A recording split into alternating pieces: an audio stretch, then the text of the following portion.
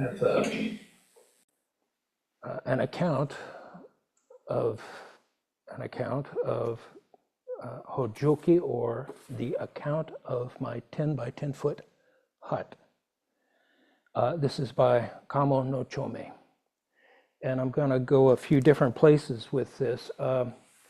When I first started, actually I'd been thinking about it for a while, and then it came up time for me to give a talk during this shelter portion of nyoho.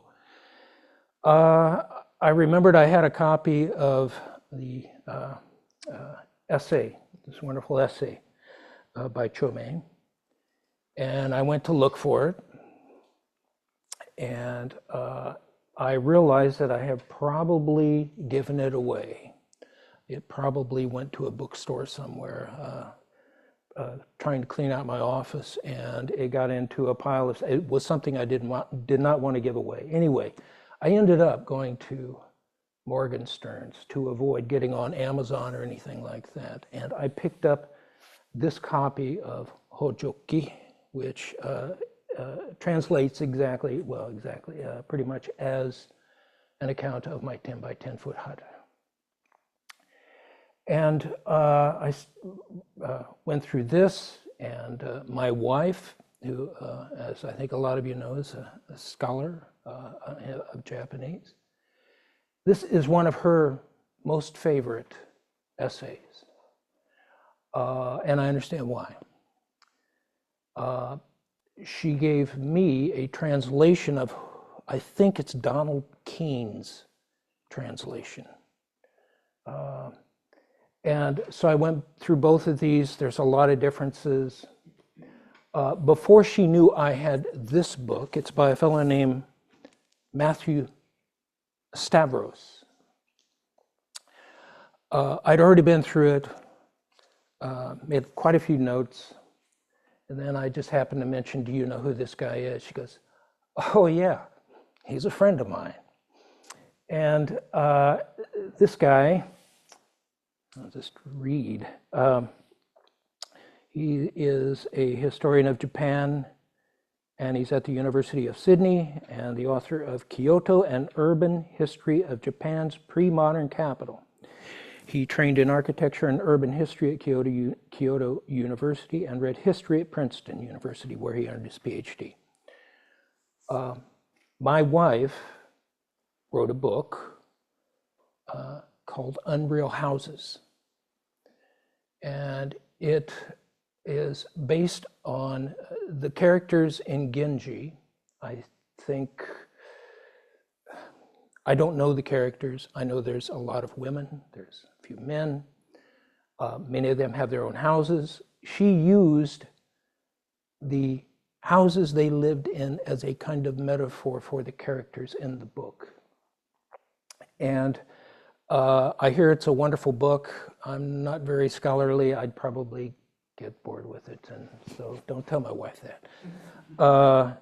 But I understand it's a pretty good book. So anyway, to move on with this, there's a few things I kind of want to do this morning. I am a builder. I've always loved houses. When I was a kid, I made forts and tree houses. And as I got older, I lived in quite a few different places that were pretty interesting to me. And so I'm going to try and pull some of that into this entire talk. So, okay. As sort of a preamble, and this was actually I started thinking about this last Sunday with Hoko's talk.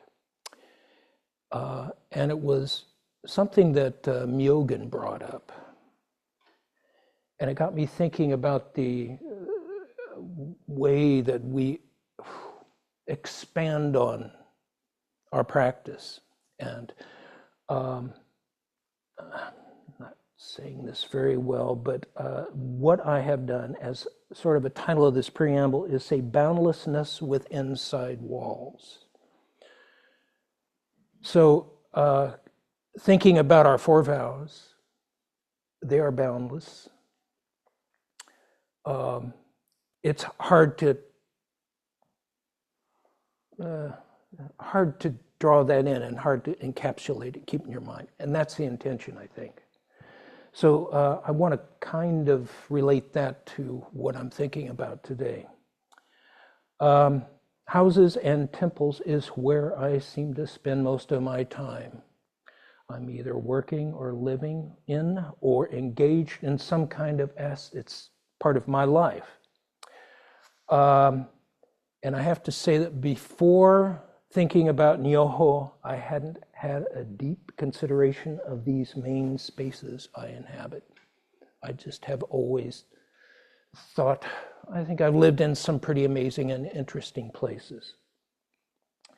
So regarding tai, shiki, ryo, materials, color, and size or amount, I've always loved natural materials. I mean, I grew up rural, non-farm. Like I say, I was always building forts and tree houses and making things with these natural products. And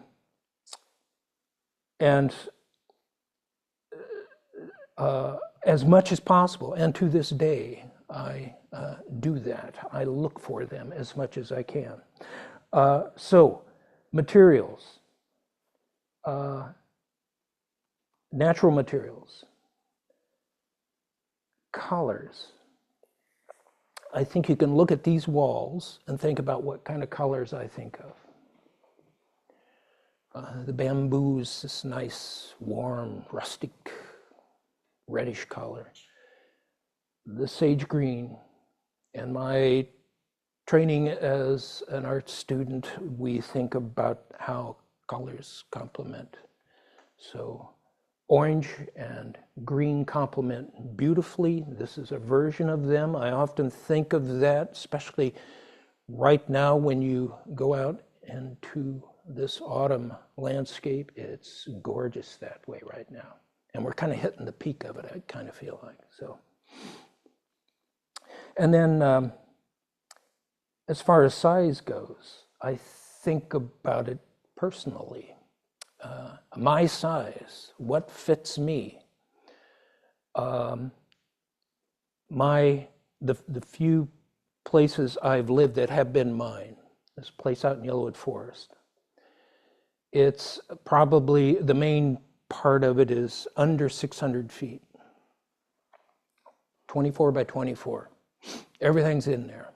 Well, except for the bathroom. That's another story. That's outside. Kitchen, place to sleep. Again, everything is nice, natural, mostly made of cedar, pine, wooden floors. The thing I appreciate and I keep in mind is that I want something I can heat without too much trouble, I can clean without too much trouble, and I can maintain it without too much trouble. The house I live in right now is a log cabin, and it has taken logs. The original owner had taken logs from the site and built this cabin. This is part of nyoho, of course, taking our materials from where they are, easy to obtain. There's history here.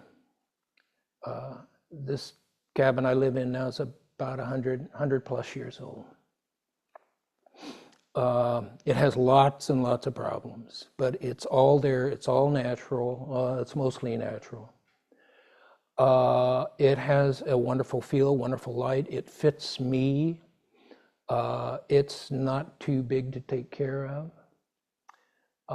And I can kind of let my imagination run wild within the bounds of this cabin about how to fix it, how to make it my own. So that's where I live and have lived. I've lived a lot of other places. It seems like about half the time I've lived without something, running water or electricity, easy source of heat.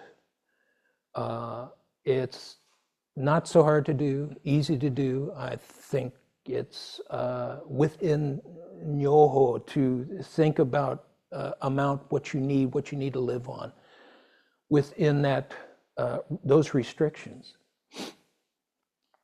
The other thing I've been thinking a lot about, and Hoko's brought this up quite a few times, is the one temple. And so I've been trying to map the one house idea onto this. And I guess it's best as a place we practice. I mean, we don't just do Buddhist practice here. We do it, hopefully we do it in our house. But we just practice life. I mean, that's kind of the core. That's where we spring from. Okay.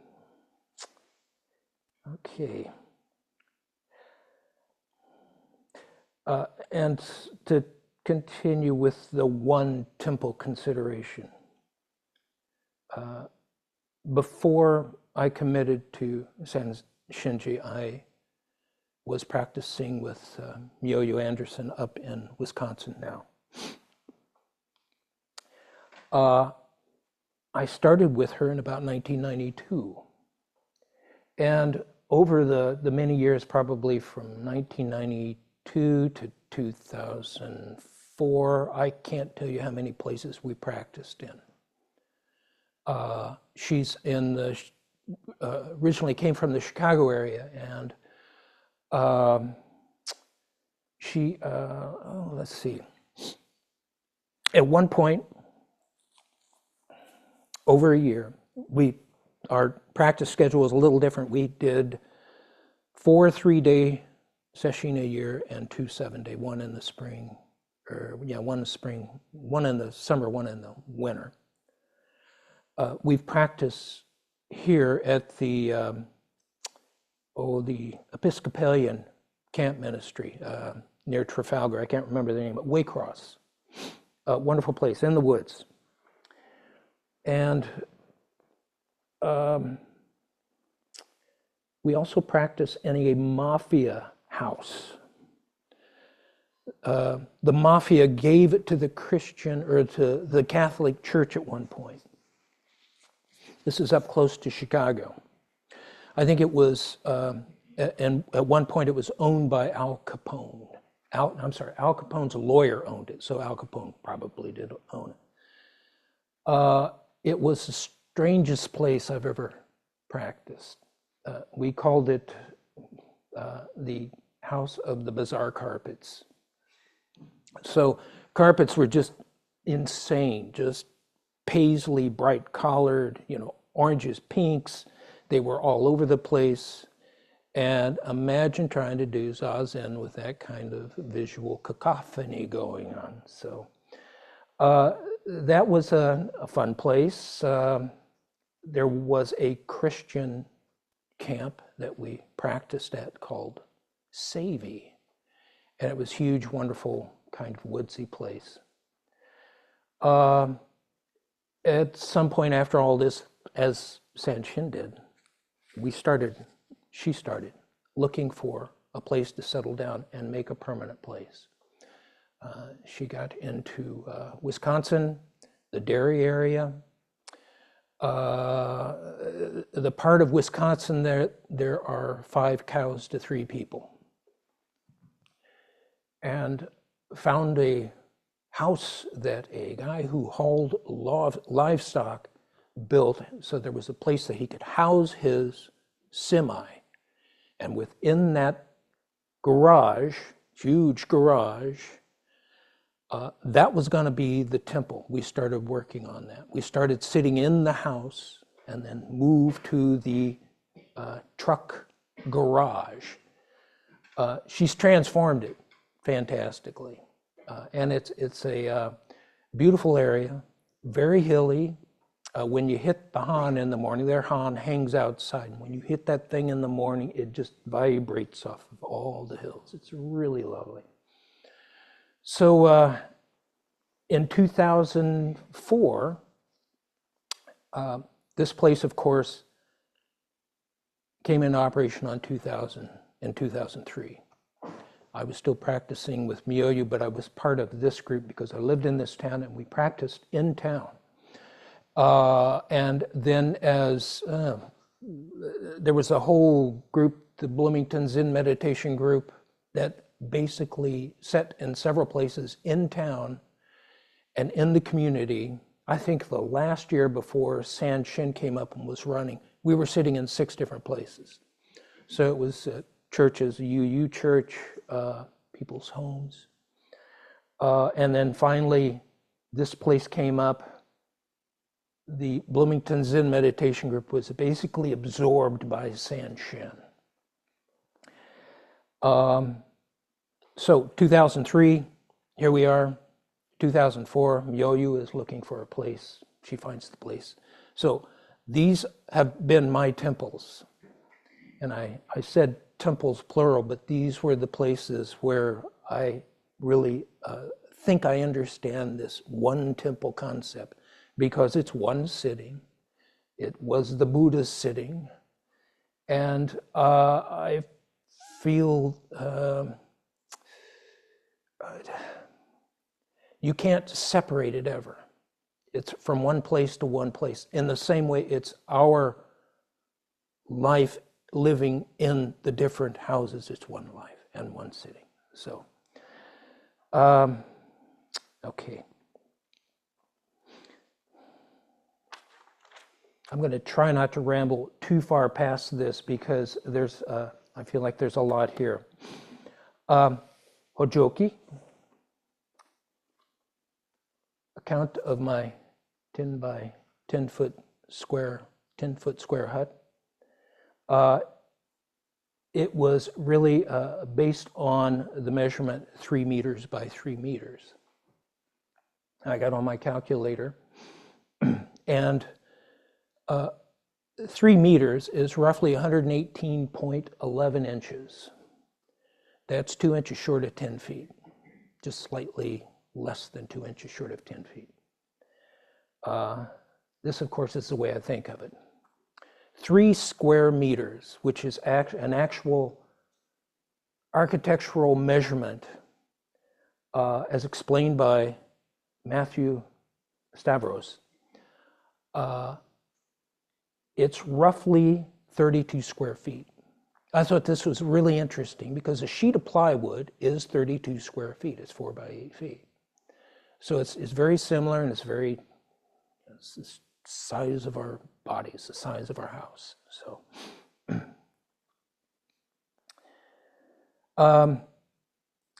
Hojo, that measurement, that 3 meter by 3 meter measurement, is also used to signify in Zen amongst quarters, and by that it carries religious shading because it is a container for religious practice. It's been hard not to use the word container very much, but it's an appropriate thing to say because Hoko loves to say it. So, the author, Kamo no Chomei. I realized this morning at breakfast with my wife, I was kind of picking up on what Kamo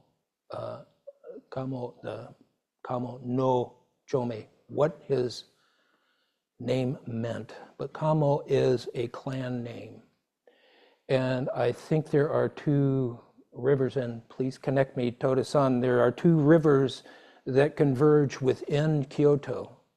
There's the upper Kamo and the Kamo and the lower Kamo. And I think his family was part of the lower, Shinto shrine. He came from a family of hereditary Shinto priests. His dates are 1155, that's questionable, to 1216. So the interesting thing about this is that his dates lap Dogen. So Dogen would have been 16 when he passed on. He, like I say, he came from a hereditary Shinto family. He had a somewhat pampered childhood. This was all, of course, in the pre-modern capital of Kyoto.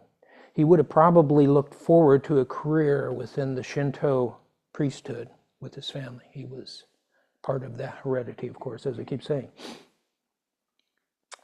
However, around 18 or 20 years old, his father died, so his backing died. And it was going to affect his status later. So this was kind of an important part of what sent him off, part of the beginning of what sent him off as a recluse. His attention went more and more towards literature and music. He was also considered a musician. And he eventually became very adept at poetry and became parts of contest. And he was eventually honored. This was in 1201. He was honored by an appointment to the poetry office. So at this point, it's kind of interesting to think about what his karma was, what brought him there. Since his father passed, he was in line to have a leadership role in the Shinto shrine. And it happened that the head of the shrine put his own son in place, and it took away this opportunity. So at around 49 years old in 1204, he was denied the leadership role. And before that, as a teenager and young man, this is kind of encapsulating this whole karmic events that brought to his becoming a recluse. There was a slew of incredible natural and political things that happen. Natural disasters, political upheaval.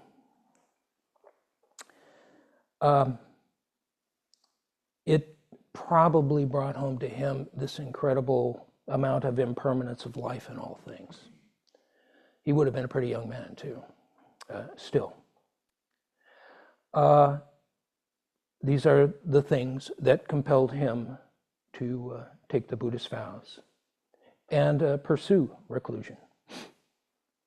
So what I want to do, of course I can't read the whole essay to you. It takes a good 40 minutes to an hour to read.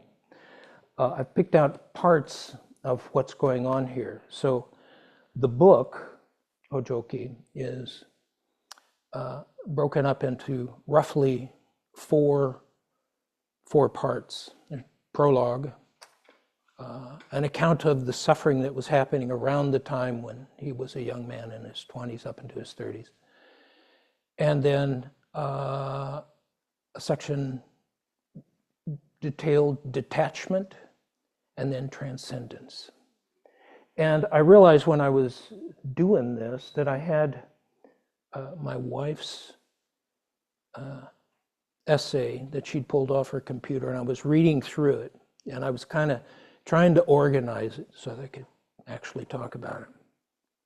And I realized that's exactly what I was doing. I was lining out what was going on. The prologue is this beautiful poetic part, and this is just a testament to his poetic prowess. And then you start to read about the different disasters, all the suffering, and then that which propelled him into a kind of detachment from them, and then pursuing a place to live away from it all, to kind of get his stuff together. And then his final years, the transcendence. So in I'm going to keep screwing up the dates here. There was a fire in 1177. Chomei would have been 22 years old. It burned a third of the capital. Actually, before I do that, I want to read the prologue. It's not all that terribly long, but I want to give you an idea of what his poetry was like. My wife says it's very Chinese, so I, of course, don't know the difference. Maybe you do, Toda-san, but it's... All right, this is the prologue. The flow of the river never ceases, and the water never stays the same. Bubbles float on the surface of pools, bursting, reforming, never lingering. They're like the people in this world and their dwellings. In our bejeweled capital, fine buildings stand in rows, their gables competing for preeminence. The homes of the elite, one might think they're eternal, but ask around and you'll find those with a long history are rare indeed. Collapsing this year, they are rebuilt the next. Ultimately, great houses fade away, replaced by lesser ones. The same goes for the people who live there. The place and its crowds seem eternal, unchanging, and yet of the 20 or 30 people I knew long ago, only 1 or 2 are still around. Just as people die in the evening and others are born in the morning, so are we like the bubbles on water. Nameless, one dies as another is born. From whence do we come, and to where do we go? And all these anonymous temporary abodes, for whom do we bother? Why try so hard only to delight the senses? A master is to his house what the dew is to the morning glory. Which will be the first to fade? Sometimes the dew evaporates while the flower remains, but the flower will surely wilt under the rays of the morning sun. And yet, sometimes the dew remains, clinging to a shriveled petal. No matter, the dew will surely vanish by evening. Okay.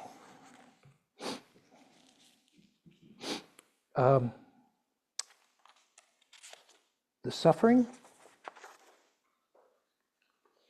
This is the fire of the Angen area. I've kind of picked out a few things a few parts of this that best, I think, show what was going on with these calamities. The homes of 16 noblemen and countless others were burned. It amounted to a third of the capital. Several thousand men and women died. Countless horses and cattle perished. Everything we do in this life is senseless, but wasting one's wealth on the building of a house in this perilous capital is especially foolish. And then let's see, I guess it was 3 years later, in 1180, it was a section called Whirlwind. And the more I read about this,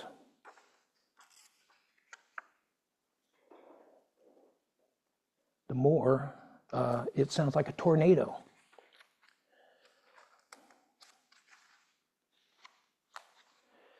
He described it as it starting at one area of the city, kind of right in the middle of the city, and moving from Kyoto at this point was kind of just a square, and I think it's still kind of that way because it's ringed by mountains. And the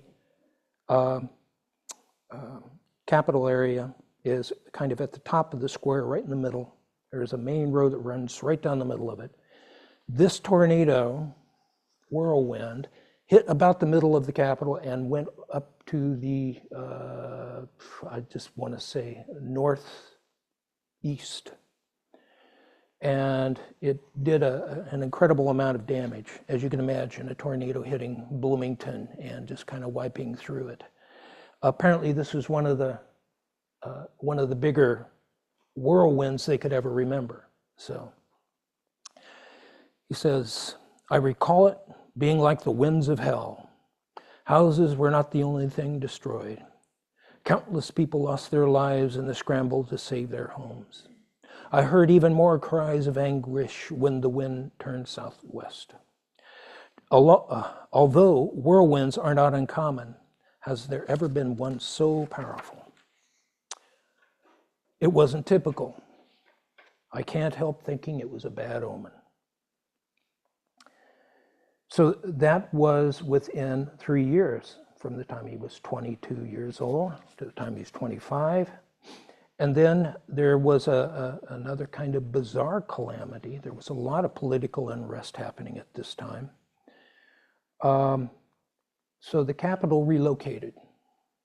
I think there was some, of course, in this period of Japan, there was a lot of unrest and a lot of vying for power. So this is talking about kind of the results of it. After the capital leaving Kyoto, I think it ended up in Kobe. It was there for about 6 months until there was enough of an outcry that brought it back. But in the meantime, just to kind of put the what the effect of this capital moving was like. Day after day, houses were dismantled. With their timber clogging up the river, I wondered where they would be rebuilt. So the way they moved the houses apparently was on the rivers. So many empty lots, so few new structures going up. The old capital was already falling into ruin. The new one yet to rise. Like clouds, everyone felt adrift. Those who originally lived at the site of the new capital, they were distraught for having lost their land. So, let's see, those who moved in, they were exasperated by the task of rebuilding. The people one might expect to see riding carriages up and down the avenues, they had all taken horseback. Those who formerly wore fine court robes had donned common dress. Capital culture itself began to change as former gentlemen became rustic soldiers. The changes were bemoaned by harbingers of chaos, and sure enough, as time passed, anguish and confusion reigned. So, the next calamity to hit was a famine.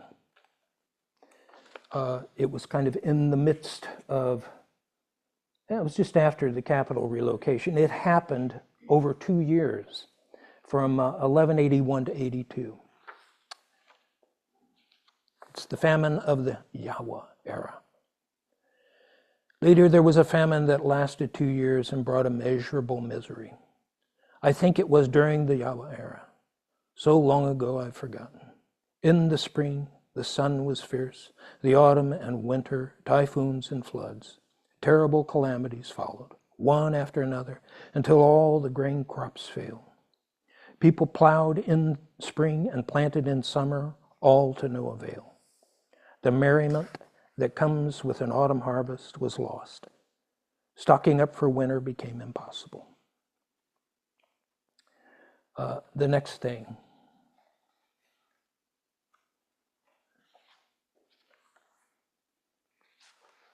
Can't read my own rating here.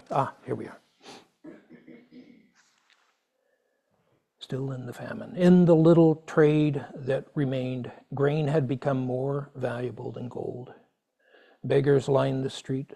The sounds of their suffering filled my ears. The year ended in this pathetic way. Everybody hoped the new year would bring renewal, but things only got worse when plague struck. As time passed and everyone died of starvation, we began feeling like fish trapped in a shrinking pool. Donning hats and gaiters, finely dressed ladies and gentlemen went from house to house, begging frantically. Right before my eyes, I saw stricken people suddenly collapse. Starved bodies lay strewn about the streets, slumped and rigid against the walls of houses. Because they weren't removed, a dreadful stench arose. To look upon those rotting corpses was more than one could bear. and then the earthquake. So, remember, this is all in 8 years. All this is happening within 8 years. So, he's around 30 at this point, and it's 1185. Throughout the capital, not a single temple or pagoda remained standing. Dust and ashes rose up, smoke billowed. The earth roiled, houses creaked. Noise like the sound of thunder. Those who stayed inside, they were crushed by their homes. Those who tried to run, they were swallowed by the earth. Having no wings, we can't fly away. Only a dragon can ride the clouds. Surely earthquakes like this are the most terrifying of all calamities. An official, let's see,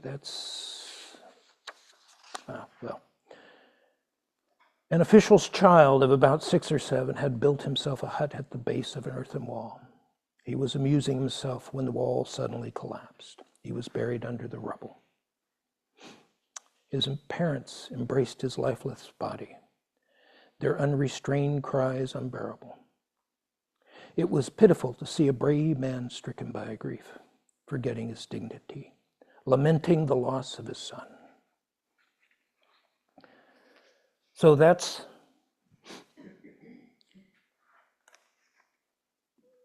within Chomei's life and karma. With this, move on to the part called detachment, which I think he must have felt at this point, just constantly unease, feeling the impermanence of just watching things dismantle themselves around him and people dying all around him. So, on to detachment. Life in this world is hard. As I've been saying, people in their houses are empty and impermanent. The demands of status and rank, they bring countless worries. The lowly man who lives in the shadow of the powerful, he cannot rejoice when glad, or cry out when overcome by sorrow. It's not easy for him to act freely. He's like a sparrow near the nest of a hawk, always anxious, always trembling. And then the question is about leaving the world. This is the point where I think he makes his decision. I've lived and worked for a long time in the household of my paternal grandmother. When she died, familiar ties were sundered, and I began to decline. Although it was a place where, with many memories, I could remain there no longer. At about 30, I decided to bind my destiny to a hermitage. Although it was 1/10 the size of my birth home, it was enough for me. It was little more than a shack, not a proper house at all. It had mud walls, but no gate. I used bamboo pillars to erect a roof over my cart. When the wind blew or the snow fell, the whole thing felt so precarious.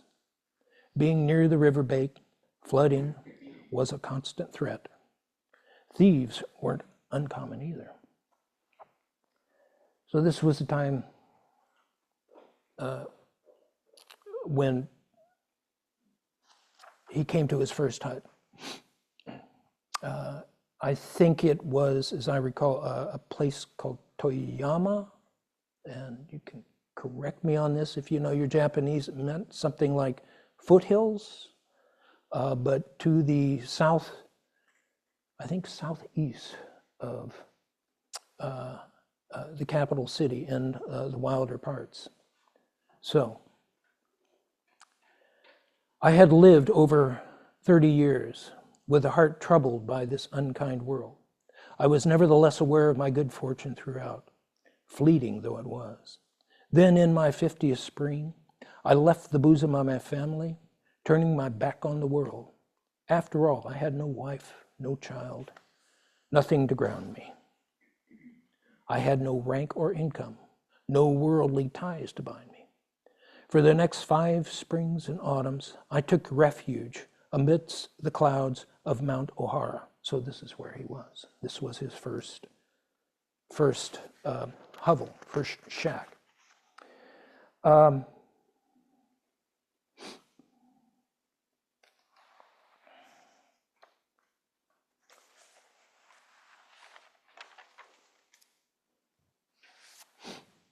Okay.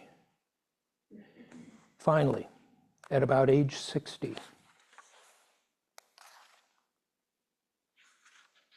this is my little hut. I think this is where we get into the 10 by 10 foot hut.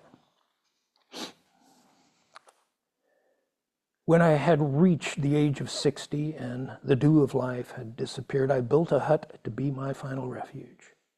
Like a woodsman building a boorish shelter or an old silkworm spinning its last cocoon, my new hut is not even 1/100th the size of my last. As I get older, my abode gets smaller. This one's unique. It's a hojo, a hut measuring just 3 meters to side, no more than 2 meters tall. I built it on a random plot, staking no claim to the land. I thatched it simply, clamping the joints together with metal hasp. Building in this way makes transport easy, should I ever wish to move. Rebuilding won't be difficult either. The whole thing can fit into 2 carts, and the only cost will be the carter's fee. I hide myself away deep in the hills of Hino. Along the south wall of my hut, I erected a temporary awning and laid out a bamboo duckboard. To the west, I built a ritual cabinet. Along the western wall, I've enshrined an image of Amitabha. When bathed in evening light, a warm glow emanates from Amitabha's forehead. On the doors of his tabernacle, there are the images of the bodhisattvas, Fugin and Fudo. These are bodhisattvas of ascetic practice and meditation. On the north side of my hut, upon a shelf above the sliding doors, I place 3 or 4 black leather-lined baskets. Inside, I keep my poetry and music, along with various writings, like Genshin's Essentials of Rebirth in the Pure Land. Next to that is a lute and a Japanese zither. They're known as the jointed lute and folding zither. In the east, I've laid out some dried bracken for a bed. Along that wall opens a window, where I've placed an attached writing desk. Near my pillow is a brazier, where I burn brushwood. North of the hut is a little plot surrounded by a low hedge. That's where I grow medicinal herbs. So, very nyoho. I was kind of admiring this. I have a spot behind my house. To describe my cabin, it's to say that it sits on the side of a hill, kind of where everything that's washed out down a ravine created this flat space where they built my cabin. Now, the ravine's kind of a problem for me because when it really rains, problem doesn't happen so much anymore. I've tried to fix that. I get water in my house, actually washes into my house. But up above that is another flat area, and somebody had put a shed there. I thought, man, that would be a great place to build a little tea house or a hut to house me or to house company. So that's in my future along with everything else. Such is my temporary abode in this world. Outside to the south, a pipe draws water into a basin made from stones. The woods nearby provide firewood in abundance. The hills are called Toyoma. Thick jasmine conceals my every trace.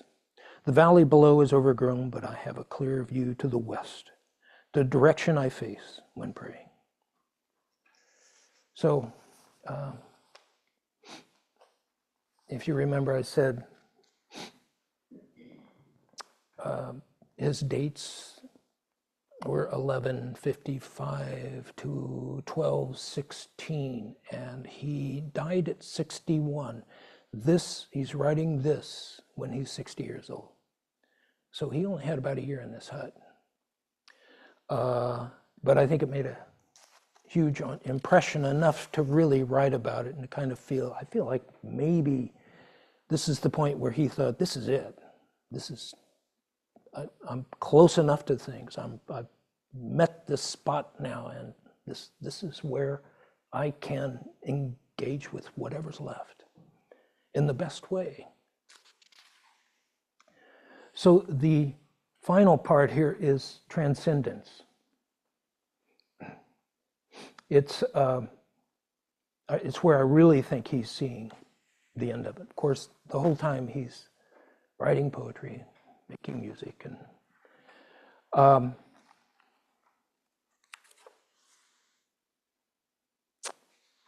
let's see, what is this? Is this yes. Finding contentment.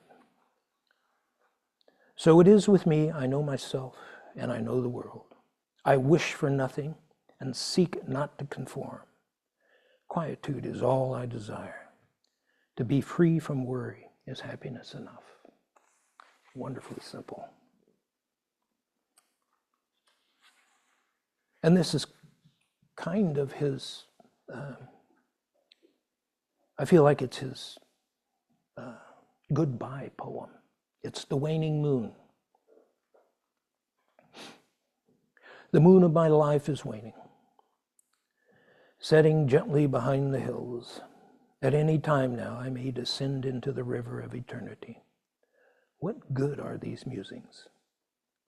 The Buddha taught non-attachment, and yet the way I love my grass hut, that itself is attachment. I shall waste no more time writing of useless things.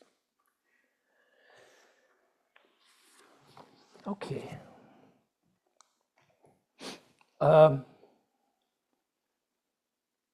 This was a pretty profound adventure for me.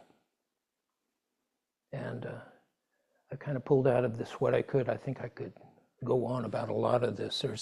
I highly recommend reading this if you want to go there. And it connects so beautifully with nyoho, what we're talking about right now. So at this point, I'm gonna shut up and see if y'all have anything to add to what maybe I've said or have questions. So anybody in this room? Yes. Try to visualize something you're saying, George. So what was it that measured 32 feet that you put together? 32 feet is the size of a piece of plywood. Mm-hmm. 32 feet is also the size of this measurement, Hojo. Hojo is 32, or not 32, 3 meters square. Mm-hmm. So it ends up being right around 32 feet. That's still bigger than 20. Pardon? Times 3. Oh. Pardon? Times 3. Times 3, yes. So, well, how does that square with the 20? I mean, those are different measurements. You left out times 3. We left out the times 3. Yeah, that was really an interesting part to me. I mean, when I think of a sheet of plywood, it's really easy to think about 32 square feet. When I do estimates on a building, or I'm doing something, figuring out what a floor is, I think of, okay, we'll need this much plywood underlayment. Each sheet is 32 square feet. Count up the plywood, that's how much flooring you need. So it kind of simplifies things for you that way. So as a cultural thing. Well, it is. It's cultural in that, as Matthew Stavros is talking about, and he is an historian of architecture, and looking at the fact that Hojo is an actual measurement, architectural measurement, that means 3 meters squared, so 32 square feet. That is a tatami is is not 3 meters, it's 2 by 3, 1 meter by 2 meters. That's the way to put it. So you can kind of look at it tatami and figure what 3 meters might be square-wise. Well, one of the previous incarnations of names for Roshi was Hojo-san, and that had some kind of implication of a small space. Does that also add up to 32? Yeah, in fact, that was part of something that this author brought up, was that Hojo was also the small space that a monk lived in. Whether or not it was that small, it may have been, I don't know. It came from the Vimalakirti Sutra. Okay. When Vimalakirti was sick, he stayed in 10 feet square room, just a small room, and 2,000 people could stay there. That's the origin of the name of the room chamber for the abbot. So that's where your Hojo-san Yeah. came about. Okay. Yeah. Okay. It's also one of the funniest, I think, moments in the sutra, because Shariputra says, "How will we fit chairs for these 2,000 people in this room?" No, And no problem. Vimalakirti says, "Are you here for the sake of a chair or for the sake of the Dharma?" That's great. That's good. Just as a cross-cultural thing, and the biblical narrative came following several of the Sanctum Sanctorum, which they also 32 feet square. Yeah.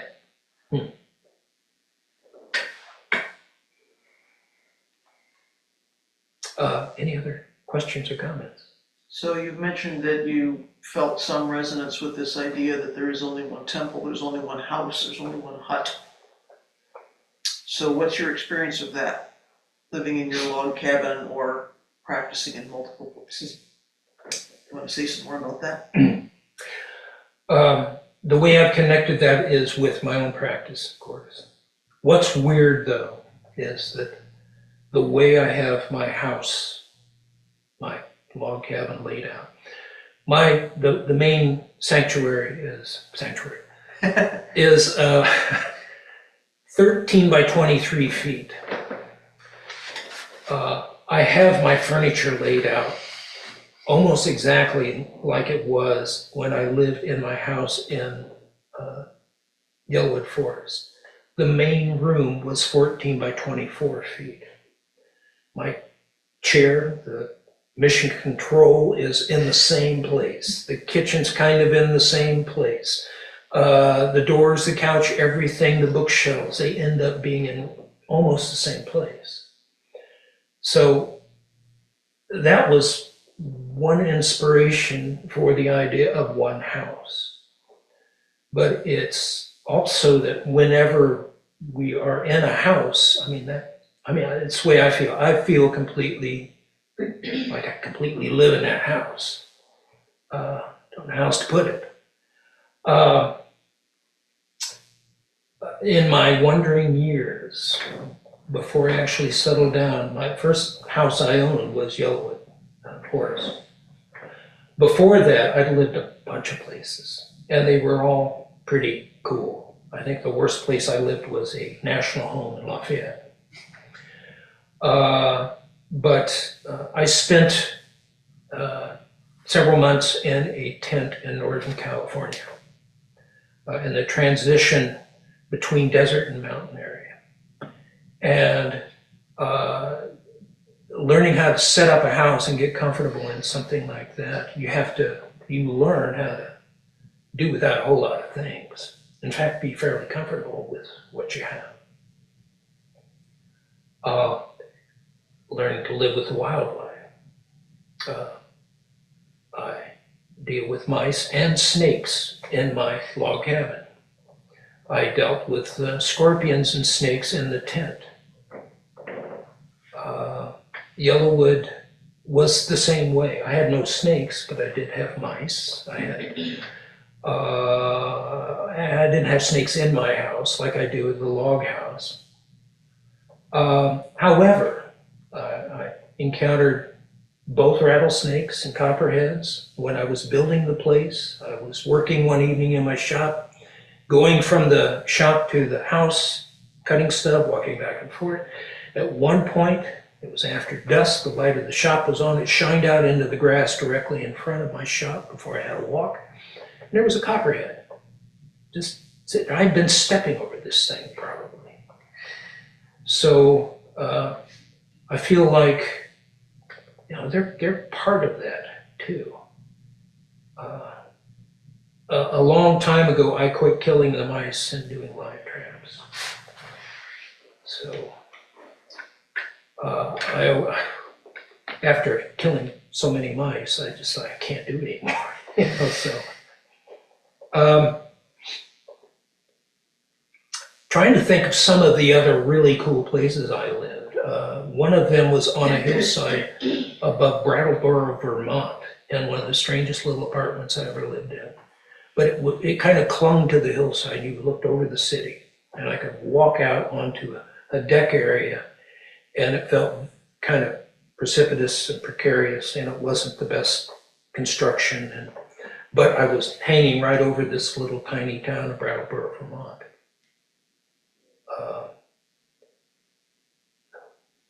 So it sounds like it's been important to you, this sort of permeability between inside and outside, which of course is an important feature of Japanese architecture, right? So it sounds like part of your practice is sort of recognizing that there's a space, you've enclosed a space for the purpose of living, which is impermanent like all things are. And that in a quite a immediate way, you don't feel a separation between inside and outside. And that feels like that's an important theme in your practice. I think it is, without me ever really considering it, but I spend a lot of time outside all year long. One thing I realized, last year I had the opportunity to actually rebuild the deck on the front of my house. And I couldn't spend much time out there before because the deck, whoever built it, in 20 feet, it fell a solid foot. It was at an angle. You put a chair on it, you're sitting sideways. Also, the deck boards were starting to rot, and so whenever you put a chair down, it would kind of poke through here and there, and it was kind of a necessary thing to do, is get this thing built. So since I've gotten it built, I spend more time out there. I'll go out in the evening sometimes before bed and just sit and look at the sky and the trees. Yeah, it's always been important, necessary part. I have lived in a city only a few times. I mean, I lived in Lafayette, downtown Lafayette, in the old part of the town, in it was probably 150-year-old Victorian house. It was probably 4 stories tall.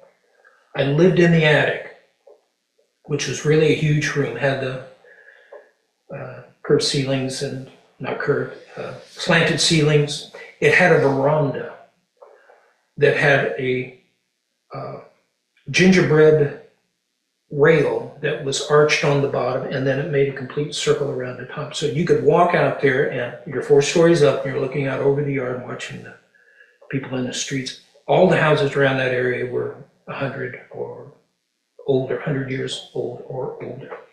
And it was a cool place to live. I got kicked out of there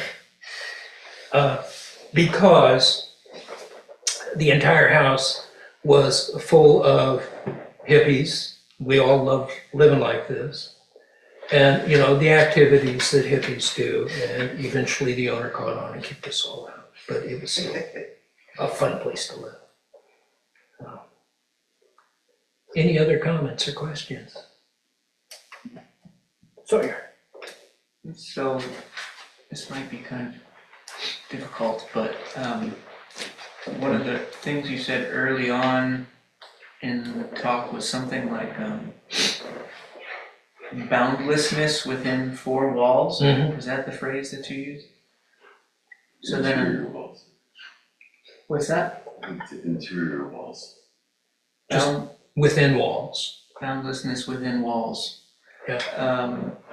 And there's something about that. I mean, then when I hear, the story of Vimalakirti's sick room, 10 by 10 foot, and infinite bodhisattvas are able to be there. It seems like there's something in nyoho in general where there's like this combination of like exact measurements and attention. We see this with the okesa too. It's like, you're using a very definite, well, it changes from person to person, but it's a definite physical measurement. And yet somehow we're like wrapping all beings in it. We're feeding all beings during Sesshin. And so I wonder, maybe this is part of the transcendence chapter in this book, but like, how do you see that crossing between sort of exact physical, sort of sensible reality, I guess tangible reality, and this kind of boundlessness?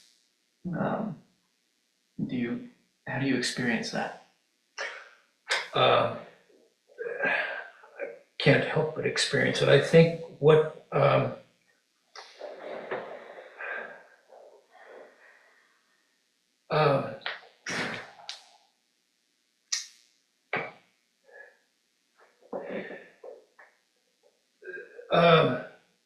wherever we are, we're taking up space. We have to take up space. I mean, we aren't ethereal beings. Here we are. What are the spaces that best augment whatever practice we have, whatever our life is?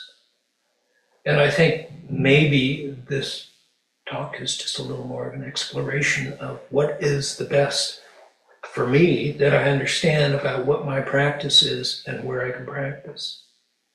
I think about what's happened in this temple since I've been here, and I was here from the beginning, how it's changed, how much more I like it, how much more I'm attached to it. And the way practice happens here has just blossomed, I think. I remember the early years. I remember the first sesshin, September of 2003.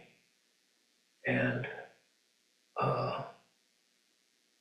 how wonderful it felt just all of a sudden have this something dedicated to what we do, our practice, and individually how we think of our practice.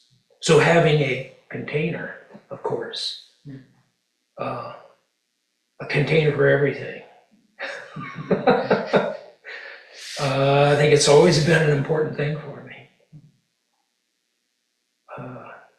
My shop is a container. Incredibly messy right now.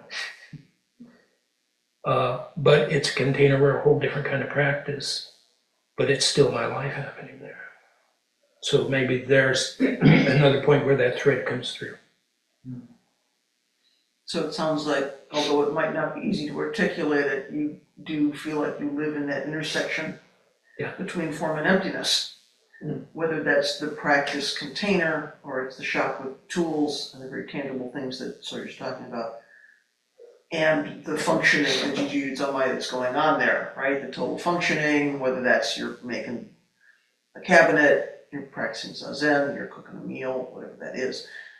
It sounds like it's not always easy to sort of say what that's like, but it sounds like in your life that you experience that intersection quite directly, right? That it's not just the tool in your hand, that there's something larger going on for you there. Right. I don't know why I'm thinking of this right now. Maybe it connects, but Dogen said something like,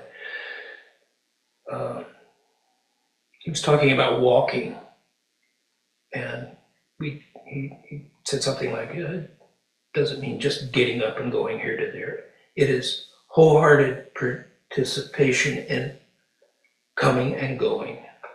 It's getting up, knowing where each foot is. And so to think of it that way, the same wholehearted activity has to happen in these other places, can be facilitated by these structures to happen in these places, I guess. So it feels like that's the boundlessness piece for you. Yes. Within something which is contained, there is something boundless, and that is the activity, the practice, the Jiji Gutsamai. Right. Right. Yeah. He's a bit like Lao Tzu. Got the pot, the empty space that makes it useful. Yeah. Yeah. Or in the shop, when I'm really working, you know, there's the difference between dukkha and sukha. In there, there's the flow happening. There's sukha. I get lost in it. So it's boundless.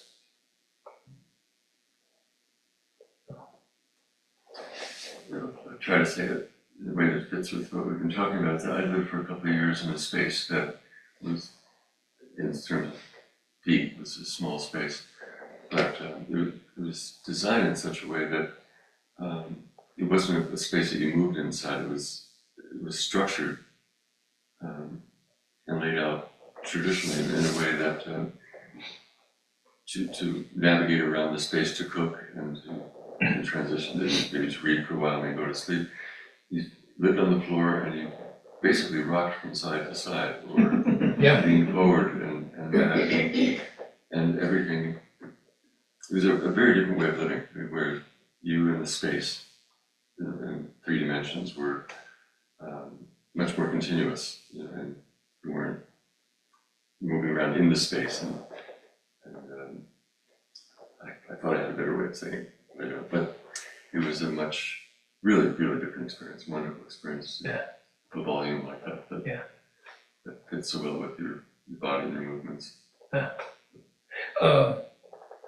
got a stamp of approval from my wife recently. I don't get many of them.